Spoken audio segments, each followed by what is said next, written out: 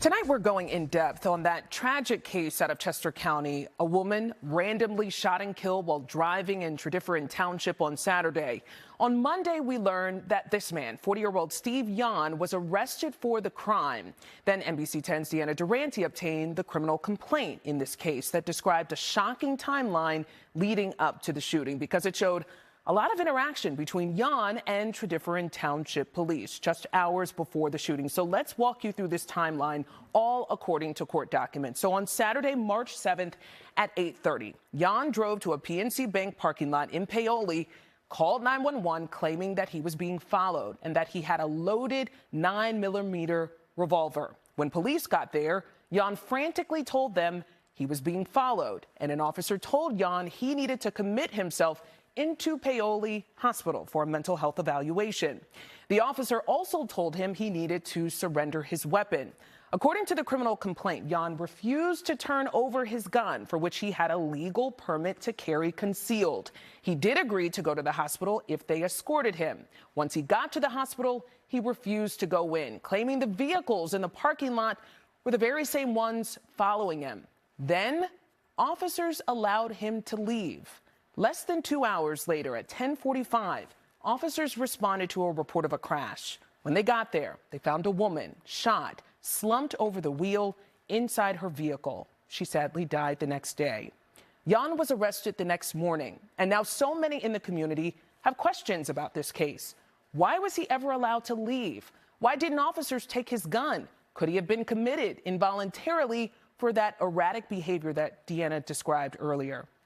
Let's stay there for a second. You may have heard of what's often referred to as the 302 program. It's shorthand for Section 302 of the Mental Health Procedures Act. It was passed back in 1976. That state law details how and when someone can be involuntarily committed for an emergency examination. Here's what it says about doing so without a warrant. It states in part, upon personal observation of the conduct of a person constituting reasonable grounds to believe that he's severely mentally disabled and in need of immediate treatment, any physician or peace officer or anyone authorized by the county administrator may take such person to an approved facility for an emergency examination. Today, I talked to a Pennsylvania defense attorney who says he handles a lot of 302 cases. He told me the officers, based on his experience, had plenty justification to have Yan involuntarily committed. It's really a courtesy that they extended him to say, hey, why don't you check yourself in? If he would have said no, they should say, okay, then I'm going to check you in.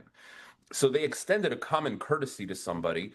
Frankly, the fact that they let him get in a car and have a firearm with it, that to me is just wild. They should have said, hey, do you want to check yourself in? Great. Get in the back of my car, give me your gun, I'll drive you over. Even allowing this person to drive from the bank parking lot to Paoli Hospital is ridiculous. Still having the gun in their possession is ridiculous as well. And I don't know how they didn't even protect themselves. This person is exhibiting mental health issues and has a deadly weapon on them. They could have been hurt. So that's one view, but not every attorney thinks the state law is that clear. NBC 10's Lena spoke to a prominent defense attorney who had a very different view. They followed him to the hospital. They made sure he got to the hospital. But absent the clear and present danger, by clear and convincing evidence that he will harm someone or himself. And again, from what I've seen, his statements didn't reflect that. It reflected paranoia, but that doesn't mean you're going to harm someone. The standard really is a difficult one for police to address. And they can't just drag somebody through a hospital door until they meet the standards of the Mental Health Procedures Act. Clear and present danger, himself or others. Paranoia isn't enough. So we reached out to Tredyffrin Township Police to see what their policy on 302 is. We didn't hear back by deadline, but I know you all have a lot of questions about this case. Or maybe you have questions about other stories that you'd like us to explore in depth. We want to hear from you. Scan the QR code on your screen. You can find me on social media as well, at Lena Tillett News.